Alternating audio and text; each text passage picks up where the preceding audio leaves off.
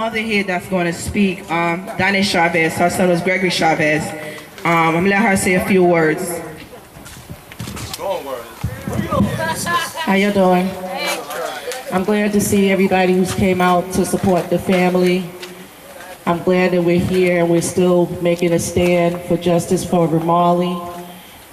And at the same time, I feel that it's a crime and a shame that we even have to be here today. That case should have went straight to trial and he should have went straight to jail, but he did not. Right here in this city, there are other people who are being brutalized, who are being falsely arrested and killed, and they don't get no support simply for the fact that they don't have the ability to highlight their story in the media. Justice in the United States shouldn't be based upon your ability to gather support in order to demand it. If this country really believes in the claims that it makes, that there's a liberty and a justice for all, then when you are wrong, you should automatically be given justice underneath the law. We have seen that that is not the case.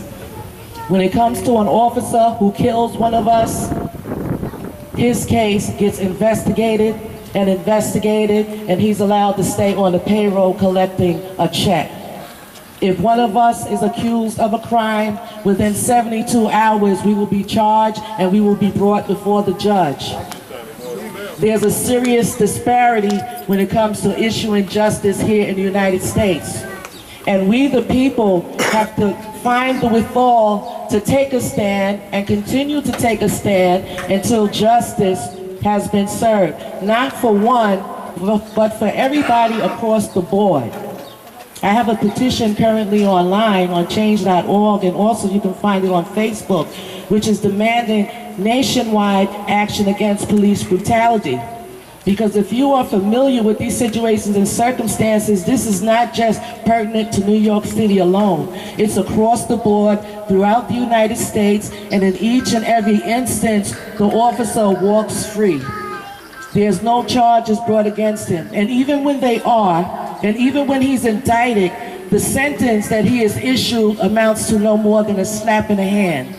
And even if an officer was to be sent to prison for the rest of his life, that conviction in no form or fashion puts a dent against police brutality on the whole. We will still have to march, we will still have to beg and demand justice. An officer convicted tonight who goes to jail for 20 years, his fellow partners can go out the same night and commit a murder, and we'll be back at square one. I have come to the conclusion that enough is enough. That's enough. That's nonsense. That's running us around and round and round in circles. Okay, we are made to collect evidence to prove to them what they know they already did. And once we gather the evidence and submit it, then they give an excuse for what it is that they did. I am so done with this. I cannot tell you enough how sick and tired I am. I have come to the conclusion that if we live in a city that boasts all over the world about liberties and justice for all, then the residents themselves, we ought to at least get first dibs on those liberties and justice that you proclaim. If black folks, people of color, poor white people are made to beg and march and plead for justice, then where is it if you have to beg for it? And if there's a liberty for all, then why are 2.3 million blacks and Hispanics locked up and incarcerated in your jails? Where's their liberty?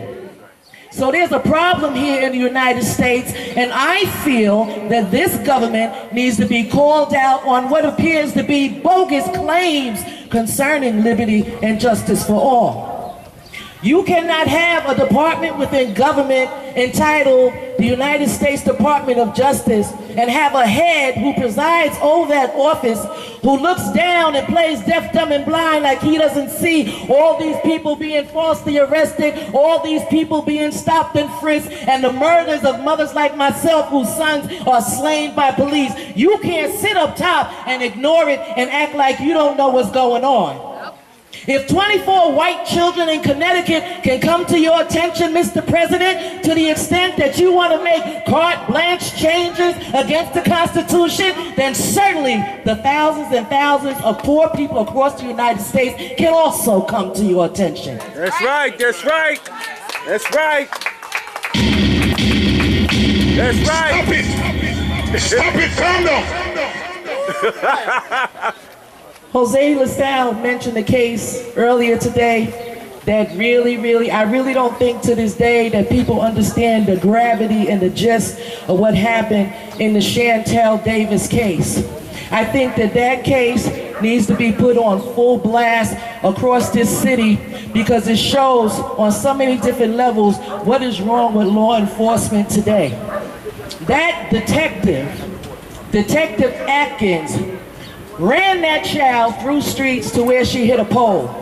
And the witnesses say simply because she didn't get out the car fast enough, he shot her and he drug her out. To this day, there have been no charges filed against that detective. And I need you to understand that this is a detective that had 6 lawsuits filed against him for false arrest, false evidence, excessive force, almost everything you could name at the time that he killed Chantel. So how the hell can you not arrest, at the very minimum, put on administrative leave with no pay pending investigation, but they allowed this man to work who had a history of abuse, a history of violating people's rights, a history of brutalizing people, and took no action against him. That's what they're paying for. So if you can have an officer of the law who has had 6 lawsuits, and I believe it was 4 of them the city paid out on, and they kept him retained as a detective, then they really don't care about us, do they? The rights and the wrongs have nothing to do with it, does it? So then we have to really look at what is really going on here in the United States. Because while they claim terrorism, they are terrorizing the people. They are diminishing our rights, even the right to even protest and raise a dissent against them. They are eavesdropping on our conversations. They are all into our financial business. They reserve the right to accuse you of a terrorist simply because of the people who you're affiliated with, or simply because of who you choose to donate money to. Something is really wrong here in the United States, and it's deeper than what we, up until today, are willing to deal with. We must deal with it. If we don't deal with it, it will deal with each and every one of us, and you will be having your own march and protest and walking up and down the street and demanding for justice. And I'm gonna close with that. Yeah!